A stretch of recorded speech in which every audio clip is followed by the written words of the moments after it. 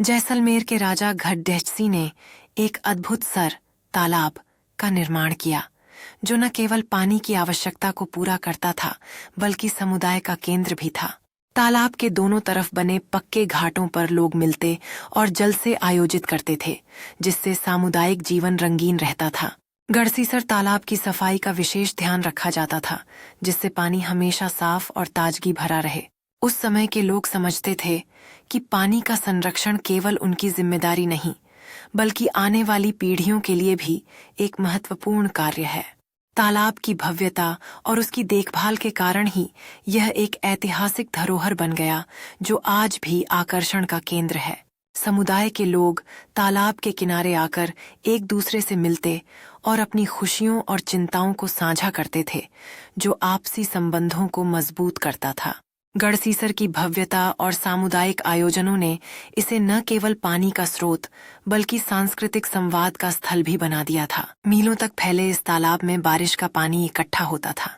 तालाब इस तरह बनाया गया था कि जब वह पानी से भर जाता तब बाकी का पानी बहकर नीचे बने हुए तालाब में चला जाता। जब वह भी लबालब भर जाता तो पानी तीसरे तालाब में चला जाता। इस तरह 9 तालाब एक दूसरे से आपस में जुड़े थे। पूरा साल पानी की कोई कमी नहीं होती थी। आज घाटी-डेहचीसर उजड़ता सा गया है। 9 तालाबों के रास्ते में मकान और कॉलोनियां बन गई हैं। यहाँ इकट्ठा होने वाला पानी अब तालाब की तरफ न जाकर बेकार बह जाता है। लोगों के स्वार्थ और लालच ने एक धरोहर को विकृत कर दिया और उसके अस्तित्व पर सवालिया निशान लग गया है। इस विरासत को बचाने के लिए अब जागरूकता और प्रयासों की आवश्यकता है। स्थानीय लोगों को इस धरोहर के महत्व को समझना होगा और इसके संरक्षण में सक्रिय रूप से योगदान देना होगा। हर एक कदम, चाहे वह छोटा हो या बड़ा, हमें घटडेहचीसर को उसके पूर्ववत स्थिति में लाने में मदद कर सकता है।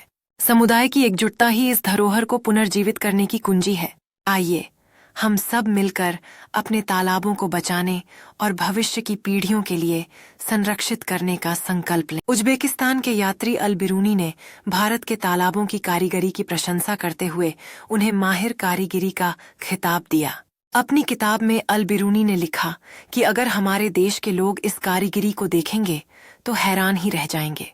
यहाँ पर बहुत बड़े बड़े हैवी पत्थरों को लोहे के कुंडों और सरियों से जोड़कर तालाब के चारों तरफ चबूतरे बनाए जाते हैं।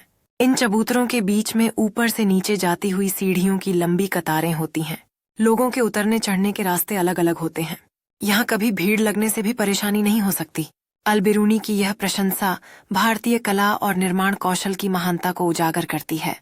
इससे यह स्पष्ट होता है कि तालाबों का निर्माण केवल कार्यात्मक नहीं बल्कि सौंदर्यात्मक दृष्टि से भी महत्वपूर्ण था। राजस्थान में जलवायु की चुनौतियों के बीच तालाबों का निर्माण एक महत्वपूर्ण सांस्कृतिक और सामाजिक प्रयास था, जिससे लोगों ने एक दूसरे का सहयोग किया। तालाबों ने न केवल जल संसाधनों को सुरक्षित किया बल्कि कृषि और दैनिक जीवन के लिए भी एक स्थायी समाधान प्रदान किया।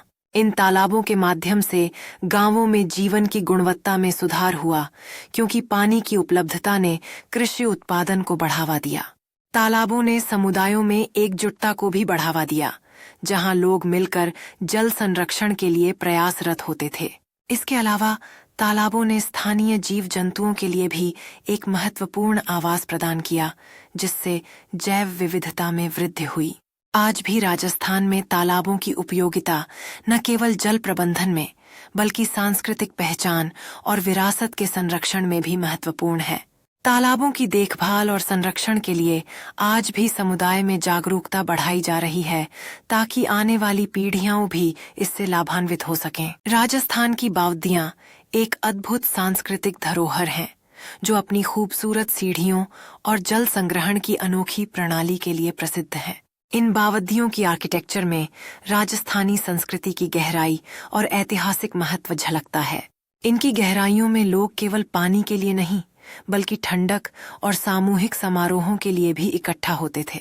राजस्थान की बावदियां केवल जल संग्रहण के साधन नहीं बल्कि सामाजिक एकता और सांस्कृतिक संवाद का भी केंद्र रही हैं। प्राचीन समय में इन बावदियों का निर्माण शाही परिवारों और अमीर व्यापारियों द्वारा स्थानीय जनता की जल आवश्यकताओं को पूरा करने के लिए किया गया था। आज भी ये बावदियां पर्यटकों को अपनी भव्यता और इतिहास के प्रति आकर्षित करती हैं। जिससे उन्हें राजस्थान की परंपरा और संस्कृति का अनुभव होता है। साथ ही इन बावदियों में पानी की जटिलता और उसके संरक्षण की प्रथा को समझाने वाले कार्यशालाएं भी आयोजित की जाती हैं।